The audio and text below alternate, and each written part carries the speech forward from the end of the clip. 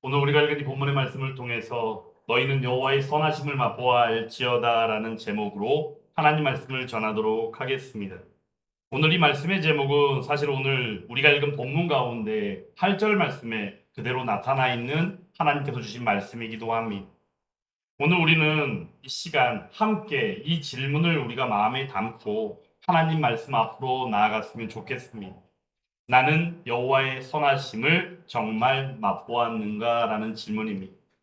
오늘 본문 중에서는 8절에서 이렇게 외치고 있잖아요. 방금 전에도 읽어드린 것처럼 너희는 여호와의 선하심을 맛보아 알지어다. 근데 여기서 이 맛보다라는 표현이 참 특별하고도 아주 중요한 표현입니다.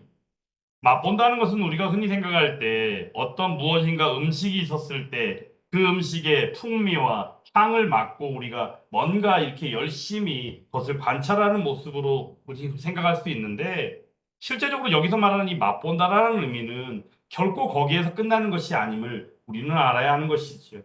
왜냐하면 하나님께서 베푸시는 은혜는 우리가 생각하는 것과는 전혀 차원이 다른 하나님의 뜻도 하나님의 방법도 또한 하나님의 그 때조차도 모든 것들이 다 하나님이 하시는 것이기에 우리랑은 사뭇 많이 거리가 있고 다름을 느낀다는 것이에요. 그런데 중요한 것은 이 모든 것이 다 하나님의 은혜로 우리에게 주어졌고 그 은혜가 또한 그 어떤 것과도 바꿀 수 없는 매우 귀하고 놀라운 것이다라는 것을 오늘 이 시간 우리에게 알게 합니다. 그러므로 이 시간 맛본다라는 이 매우 특별한 표현 가운데 우리는 하나님의 선하심에 대하여 온전히 알아가는 은혜의 시간 되었으면 좋겠습니다. 우리는 흔히 하나님의 말씀을 많이 듣습니다. 요즘은 홍수의 시대이기 때문에 사실 말씀을 듣기만 하려는 사모하는 마음만 있으면 언제든지 유튜브나 인터넷을 통하여 참으로 많은 목사님들의 말씀을 홍수와 같이 우리가 듣고 또한 말씀을 묵상할 수 있습니다. 그런데 중요한 것은 우리가 그 말씀을 많이 듣고 또한 그 말씀 가운데 성경 공부를 하기도 하고 때론 하나님의 말씀인 이 성경을 묵상하기도 하며 우리가 살아가지만 실제 우리가 삶 가운데에서 하나님의 선하심을 느끼지 못한다면 실상 그것은 우리의 머릿속에 그냥 멈춰져 있고 머물러 있는 신앙에 지나지 않게 된다는 겁니다. 그러므로 우리가 이 시간 신앙을 온전히 그냥 단순한 지식이나 개념으로서만이 아니라 실제가 되고 삶의 중심이 되는 그 신앙이요 믿음을 다시 한번 점검하는 은혜의 시간이 될 수 있기를 간절히 원합니다. 오늘 우리는 다윗의 이 고백을 통하여 고난 가운데서도 찬양할 수 있었고 또한 하나님의 선하심을 맛보았던 그 사람의 삶이 어떠한지를 말씀을 통하여 묵상할 수 있습니다. 그러므로 오늘 이 시간 이러한 모든 것들을 다 말씀을 통하여 들은 바 이미 알고 있는 내용이라 할지라도 이미 알고 있다 할지라도 우리가 멈춰 있고 그렇지 못한 우리의 삶을 돌아보며 다시금 무장하고 전진하며 나아가는 저와 여러분들이 되었으면 좋겠습니다. 오늘 말씀 첫 번째 이제 1절부터 3절의 말씀을 통하여서는 사실 어떤 내용이냐면 고난 가운데서도 하나님만을 바라보고 하나님만을 찬양하고 있는 다윗의 모습을 우리는 만나게 됩니다. 실제 시편 34편의 이 배경은 평안의 시간이 아님을 우리는 먼저 알아야 하는 것이죠. 지금 현재 다윗의 상황은 어떠합니까? 아직 왕이 되기 전에, 즉 사울이 왕이었을 때 사울 왕에게 목숨까지도 위협을 당하며 쫓기고 있는 상황이 바로 이 시편 34편의 배경이 되고 있는 내용입니다. 그런데 그때 이 사울 왕이 끝까지 자꾸 쫓아오니까 결국에는 이 다윗이 어떻게 하느냐? 적국이라고 불릴 수 있는 블레셋으로 피난을 하게 됩니다. 근데 블레셋으로 도망을 쳤을 때 거기에서도 죽임을 당한 위기에 놓여 있는 가운데에서 하나님께서 주신 지혜로 말미암아 미친 사람인 것처럼 연기하다가 결국에는 살아나는 하나님의 풍성한 은혜를 경험하게 되었다는 거지요. 이 내용이 사실은 사무엘상 21장의 말씀 가운데 보면 다소 소상하게 나와 있는데 그 말씀 가운데 가보면 어떤 말씀이냐? 다윗이 사울을 두려워하여 일어나 도망했을 때 가드 왕, 바로 이 가드가 어디냐면은 블레셋 가운데의 군사 도시라 불리며 그때 그 당시에는 아마 수도라고도 불릴 수 있을 정도의 도시였어요. 그 가드의 왕이었던 아기스에게 이제 나아가게 되는 것이 그때 아기스의 신하들이 아기스 왕에게 말합니다. 뭐라 말합니까? 이 다윗이 아닙니까? 이 다윗이 누굽니까? 바로 사울을 이 죽인 자를 천천이라고 말하지만 다윗이 죽인 자는 뭐다? 만만이라고 말할 정도로 그렇게 위대한 사람이 아닙니까? 라고 했을 때 그 가드왕 아기스가 가지는 마음이 뭘까요? 아차, 이 다윗이 아주 위험한 인물이겠구나 라고 여겨서 그 다윗을 죽여야 되겠구나라는 생각을 하게 되는 것이죠. 그때 하나님께서 지혜를 주시사 다윗이 어떻게 합니까? 미친 채 연기를 합니다. 그들 앞에서 그의 행동을 변하여 미친 채 하고 대문짝에 그적거리며 침을 수염에 흘리매. 여러분 한번 이 모습을 한번 생각해 보세요. 제가 지금 말씀을 전하면서도 침을 여기 흘리면서 이러면서 말씀을 전한다면 여러분들 아마 유영경 목사가 오늘 말씀을 전하는 게 아니라 뭔가 나사가 빠져서 정신이 나간 거 아닌가? 이런 생각을 하시겠죠. 마찬가지로 다윗도 지금 그런 상황 가운데 하나님께서 주신 지혜로 말미암아 살아남기 위하여 그렇게 미친 척 했다는 것입니다. 그때 아기스 이 왕이 신하들에게 말합니다. 너희도 보거니와 이 사람이 미치광이로다. 어찌하여 그를 내가 내게로 데려왔느냐라고 반문하며 그를 내쳐버리는 것이죠. 이렇게 해서 다윗이 살아남았다는 것입니다. 오늘 이 시간 사실 이 찬양은 그러므로 어떤 거예요? 많은 순환과 고난과 어찌 보면 미친 채 연기하는 것도 하나님이 주신 지혜요. 그 순간으로 느낄 수 있는 수치조차도 이길 수 있는 힘이 없다면 어찌 보면 아무것도 못하는 인간의 연약함이 드러날 수밖에 없는 상황이었다라는 거예요. 그런데 중요한 것은 어떻게 합니까? 오늘 다윗은 내가 항상 송축하겠다. 누구를? 하나님만을. 그렇게 고백하고 있는 것이. 그러므로 우리는 여기에서 매우 중요한 하나님의 말씀이요 복음의 진리를 깨달으며 나아가야 하는 것이지요. 바로 하나님의 선하심은 무엇으로? 우리의 형편과 사정과 환경으로 의하여 결정되는 것이 아님을 우리는 기억해야 하는 것이. 그러므로 하나님의 선하심은 하나님의 주권의 역사입니다. 그러면 하나님의 주권의 역사는 어떻게 해요? 우리들을 바라보시고 베푸시는 그 사랑으로 말미암아 베푸시는 선하심의 은혜가 우리에게 맛보게 하신다는 것이에요. 그러므로 하나님의 선하심은 우리는 여기서 느낄 수 있어야 하는 것이죠. 바로 무엇일까요? 어떤 형편이나 환경이나 사정에 따라 심지어 우리 사람들은 어때요? 표정이 변하잖아요. 그죠? 뭔가 평안하고 좋은 일이 있으면 표정이 환하고 밝았다가도 뭔가 힘든 일이 생기기만 하면 저 같은 경우도 뭔가 좀 힘든 일이 생기면 저 사실 이렇게 고쳐야 되는 부분이기도 한데 옆에 지나가는 사람이 보더라도 저 사람은 뭔가 사람 중 뭔가 지금 기분이 안 좋은 일이 있는 것 같아. 이게 바로 저의 연약함이거든요. 근데 이러한 일들이 저의 하나의 또 기도 제목이기도 한데 중요한 것은 사람은 그렇다는 거예요. 근데 우리 하나님은 어떠시다? 어떤 상황이 있든 어떤 환경이 있든 어느 누구든 막론하고 뭐 하더라도 하나님은 절대 변하지 않으시더라라는 거죠. 그럼 하나님은 언제나 동일하신 우리의 하나님. 그러므로 말미암아 사람이 오늘 다윗이 어떤 고난 가운데 있다 할지라도 모든 것을 다 내려놓고 뒤로 하고 찬양하기 합당하신 분이 바로 우리의 하나님이다라는 사실을 우리에게 알게 합니다. 그러므로 사랑하는 여러분, 우리도 이 시간 오늘 다윗의 고백처럼 2절의 말씀의 이 고백이 저와 여러분들의 고백이 될 수 있기를 간절히 원합니다. 내 영혼이 여호와를 자랑하리니 우리의 영혼이 오직 여호와를 자랑하고 여호와만을 의지하고 나아가기를 간절히 원합니다. 이 고백은 어떤 고백입니까? 자기 의지, 그 가운데 하나님만을 의지하는 그 믿음의 고백이요 선언이라는 것이에요.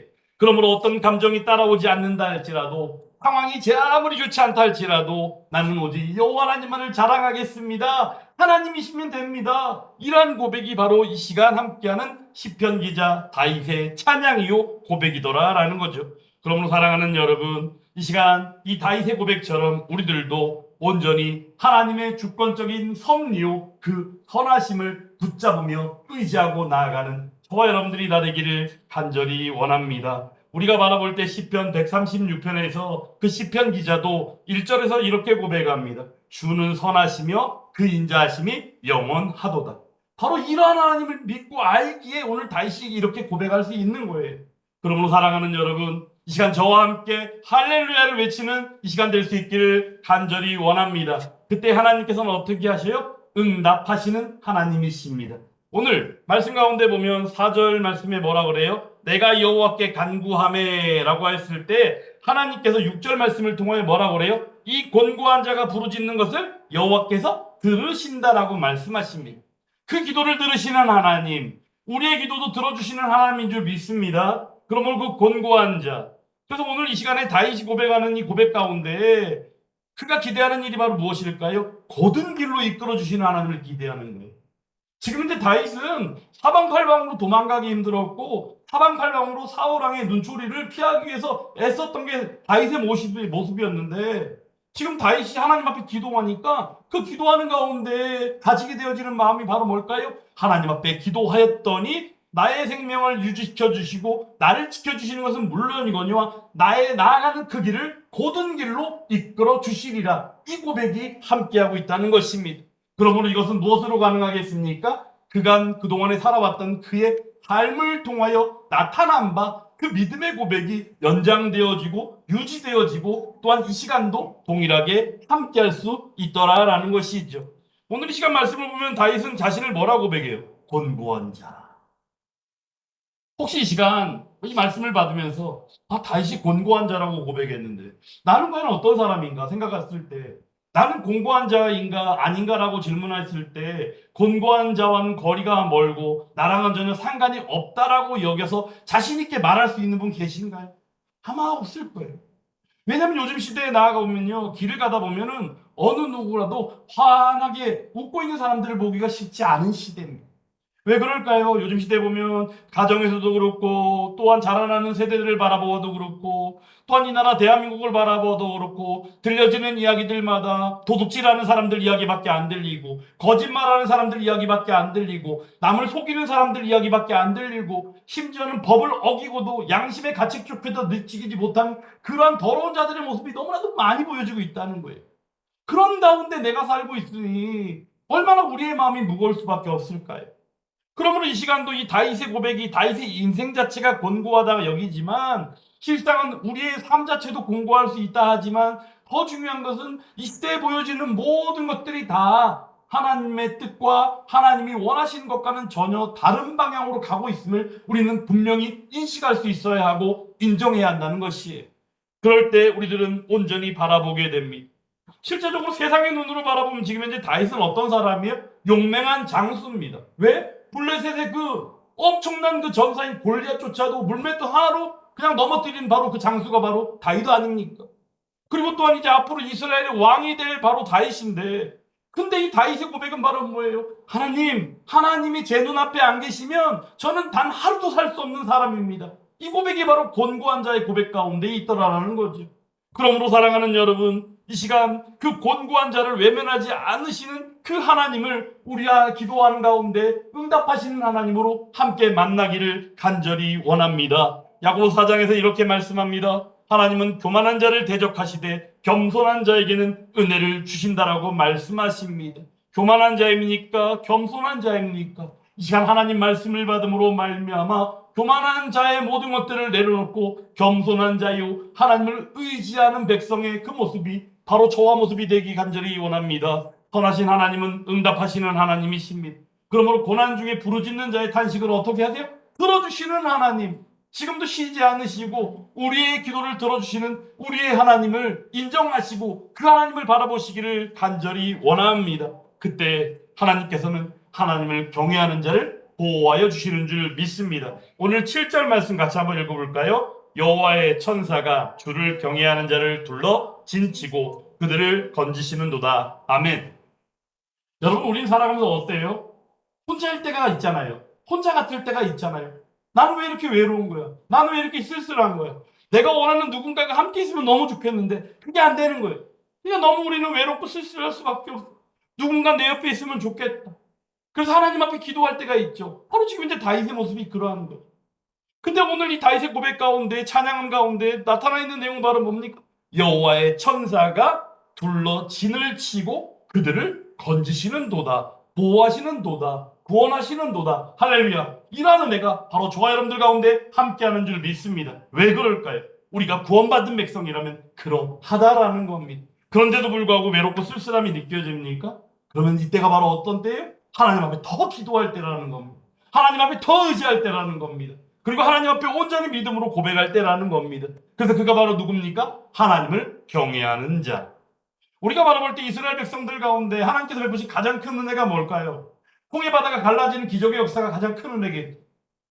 그런데 중요한 것은 그 상황에 놓고 봤을 때 홍해 바다가 갈라지는 기적의 역사는 그 순간에 있어서는 가장 큰 은혜의 역사이고 어느 누구도 믿지 못할 기적 같은 일이었지만 더 중요한 것은 하나님께서 출애굽한 백성들에게 낮에는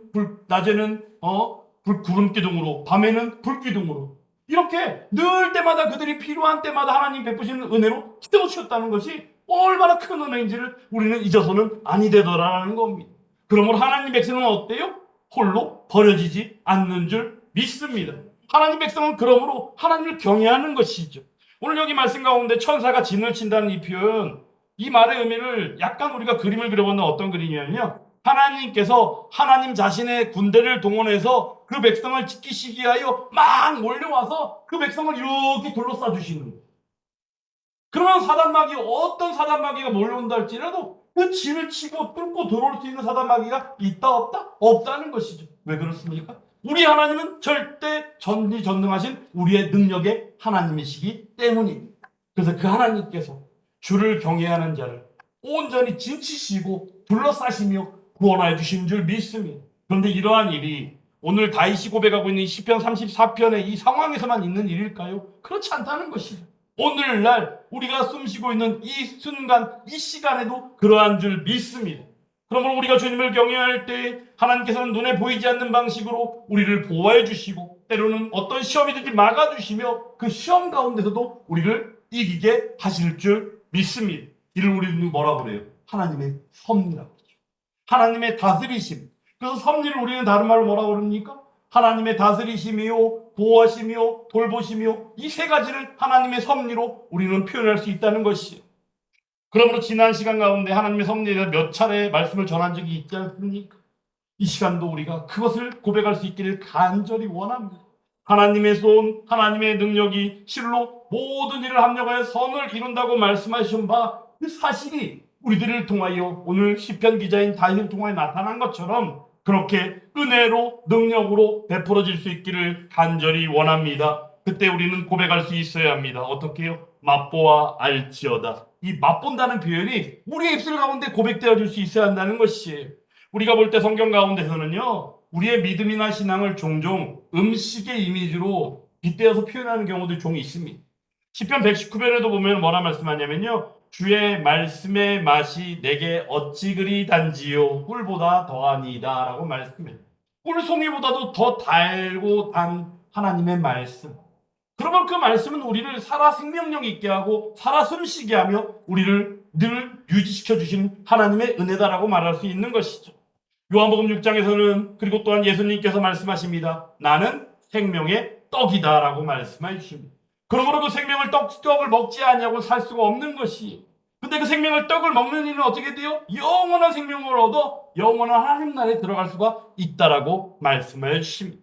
예수님께서는 말씀을 주셨습니다. 그리고는 그 자신이 참된 양식이라고 말씀하셨습니다.